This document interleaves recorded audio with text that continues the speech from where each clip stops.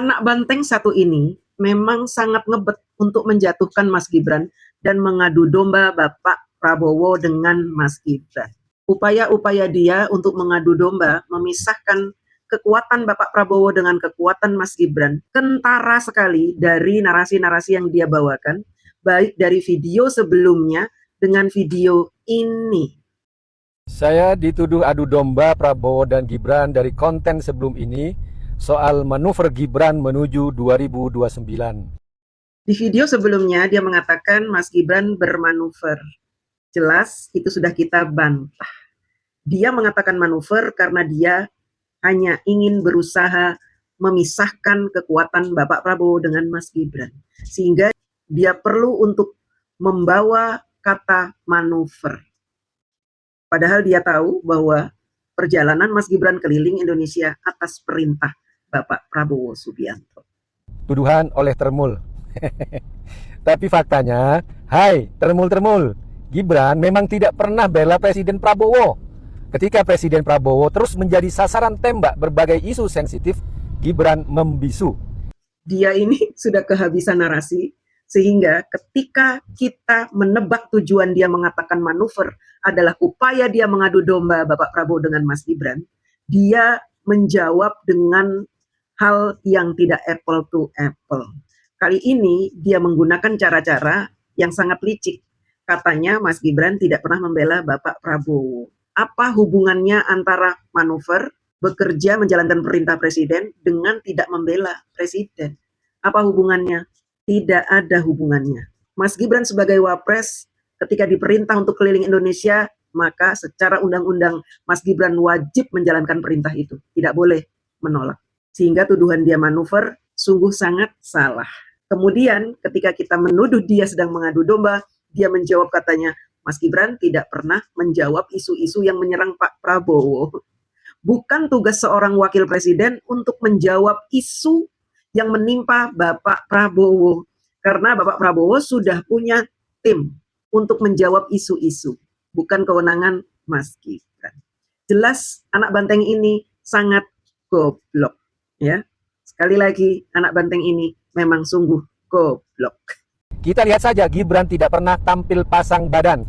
Tidak ada pembelaan tegas, tidak ada klarifikasi nyata. Ia seolah membiarkan sang presiden bertarung sendirian di tengah badai kritik. Kritik kepada Bapak Presiden, kepada Bapak Prabowo, bukan tugas Mas Gibran untuk menjawab. Kritik rakyat kepada Presiden, yang berhak menjawabnya siapa? Ada tim sekretariat negara, ada tim informasi, ada Komdigi, ada menteri-menteri yang memang ditugaskan untuk menjawab isu-isu. Bukan tugas Mas Wapres. Jika rakyat mengkomplain kepada Bapak Prabowo, artinya rakyat juga mengkomplain kepada wakilnya. Presiden maupun wakilnya tidak perlu menjawab karena sudah ada tim khusus yang akan menjawab. Jika kritikan dari rakyat ternyata masih tidak memuaskan rakyat ketika dijawab oleh tim khusus yang menjawab isu, maka yang berhak menjawab bukan Wapres, melainkan Presiden. Bapak Prabowo memiliki garda utama sebagai pembicara pemerintah, juru bicara resmi pemerintah, yaitu kantor staf kepresidenan, Kementerian Sekretariat Negara, tim komunikasi presiden. Fungsi mereka adalah menyampaikan narasi resmi tentang isu dan kritik yang beredar, menjaga konsistensi pesan, meredam spekulasi liar. Jadi si anak banteng ini tidak memahami tugas-tugas dari garda terdepan presiden. Sehingga dia bicara asal-asalan. Karena dia tidak mau dituduh sebagai provokator dan pengadu domba, sehingga dia bicara tanpa ilmu. Sikap diam Gibran itu bukan sekedar pasif, tapi pilihan taktis. Gibran tampaknya sedang mengail di air yang keruh. Ia mengambil untung dari situasi sulit yang menghimpit Presiden Prabowo. Saat presidennya diserang, Gibran justru sibuk memoles citra diri lewat ratusan kunjungan daerah. Ia membiarkan wibawa kepresidenan tergerus, sementara ia membangun basis kekuatannya sendiri. Anak banteng ini bahkan tidak memahami peribahasa mengail di air yang keruh. Peribahasa yang dia gunakan ini sangat tidak cocok dengan tuduhan dia terhadap Mas Gibran. Tadi di awal saya sudah menyebutkan bahwa menjawab isu bukan tugas Wapres. melainkan tugas garda terdepan kepresidenan. Karena dia goblok, baiklah saya jelaskan. Jika Mas Wapres mengail di air yang keruh, tentu beliau memanfaatkan situasi panas ini untuk kepentingan pribadi. Dengan cara apa? Bukan dengan diam, bukan dengan bekerja, bukan dengan mengabaikan isu. Jika Mas Gibran diam mengabaikan isu lalu tetap bekerja, artinya bukan mengail di air yang keruh, goblok. Mengail di air yang keruh itu, kalau dianalogikan, Mas Gibran ini memanfaatkan isu. Dengan cara apa? Dengan cara ikut menyindir Bapak Prabowo. Atau ikut menjawab isu tanpa koordinasi dengan garda terdepan presiden. Itu namanya mengail di air yang keruh. Ya, belajar dulu lah kamu peribahasa ya. Sehingga kamu nggak kelihatan goblok. Kasus akun Fufu Fafa menjadi duri dalam daging yang paling tajam. Hingga kini, misteri akun yang diduga milik Gibran itu tetap gelap. Setelah gagal menjawab tuduhan bahwa dia memprovokasi, mengadu domba antara Bapak Prabowo dan Gibran, sekarang dia bawa-bawa Fufu Fafa. Padahal kita semua tahu dan saya masih punya bukti-buktinya bahwa akun Fufu Fafa ini yang menemukan adalah orang PDIP. Bukti-bukti rekayasa yang mereka buat untuk menjuruskan akun Fufu Fafa sebagai milik dari Mas Gibran, yang membuatnya, merekayasanya adalah orang PDIP. Siapa orang PDIP? Akan segera ketahuan jika dia terus-menerus memaksa kita untuk mencari tahu siapa orang PDIP yang menemukan akun Fufu Fafa. Saya masih punya bukti-buktinya. Dan ini ada keterlibatannya dengan moderator dari Kaskus. Karena yang menghapus 2000-an postingan Fufu Fafa adalah moderator Kaskus. Mereka menghapus postingan-postingan yang menjurus kepada pemilik asli akun Fufu Fafa. Sengaja postingan tersebut dihapus supaya orang tidak menemukan kejanggalan dari akun tersebut yang dituduh milik Mas Gibran. Padahal bukan.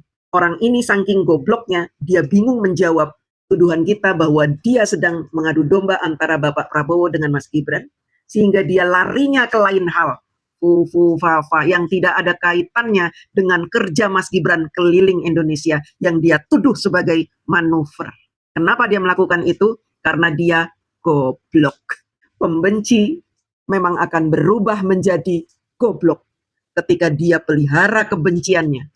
Karena dia bingung untuk menjatuhkan orang yang berkualitas, sehingga tuduhannya gampang kita patahkan. Publik ingat betapa keji dan sadisnya serangan konten akun itu terhadap pribadi dan keluarga Presiden Prabowo. Ironisnya, mesin hukum pemerintah nampak tak berdaya mengungkap kebenarannya. Isi postingan Fufu Fafa menurut dia sadis. Menurut saya, di tahun 2014 sampai tahun 2019, kesadisan itu dilakukan oleh kedua belah pihak. Orang yang mendukung Prabowo dan orang yang mendukung Pak Jokowi. Kenapa narasi-narasi sadis kedua belah pihak ini bisa terjadi? Karena masing-masing membela pilihannya.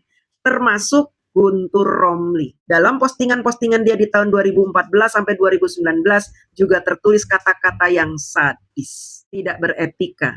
Saya pun begitu. Karena pada saat itu kita memang sedang beradu narasi untuk menjatuhkan satu sama lain. Dan inilah yang menjadi keprihatinan Bapak Jokowi. Sehingga Bapak Jokowi di tahun 2019 merangkul Bapak Prabowo untuk menghilangkan perseteruan yang sudah memuncak, saling memaki, saling menghujat, saling menjatuhkan. Di tahun 2019 ketika Bapak Jokowi merangkul Bapak Prabowo, caci maki itu perlahan hilang. Namun, caci maki yang masih ada rekam jejaknya dimanfaatkan oleh orang-orang banteng, anak-anak banteng, untuk menjatuhkan kami, pendukung Bapak Jokowi, yang tetap setia mendukung Bapak Jokowi. Dan mengikuti arah telunjuk beliau untuk mendukung Bapak Prabowo. Tidak usah munafik kalian semua itu. Anak-anak banteng, dan juga yang tidak mendukung Pak Jokowi. Tuduhan, caci maki, hujatan kepada Bapak Jokowi lebih sadis. Sehingga wajar kalau kami pendukung Bapak Jokowi mengucapkan narasi-narasi yang juga sadis. Ini terjadi karena kebebasan berpendapat di dalam dunia medsos. Gak usah munafik kamu, Guntur Romli. Sekarang kamu tidak usah belagak membela Bapak Prabowo. Kamu anak banteng, kamu tidak memilih Prabowo.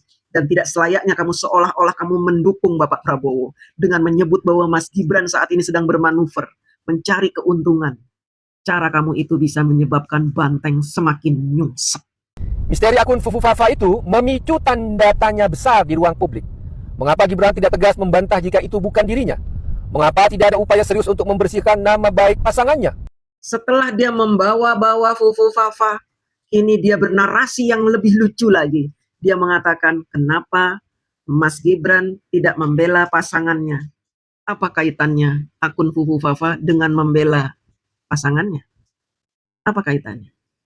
Kamu bernarasi bikin kita jadi agak-agak bingung gitu. Siapa yang mengajari Gibran? Kita sudah tahu siapa orangnya.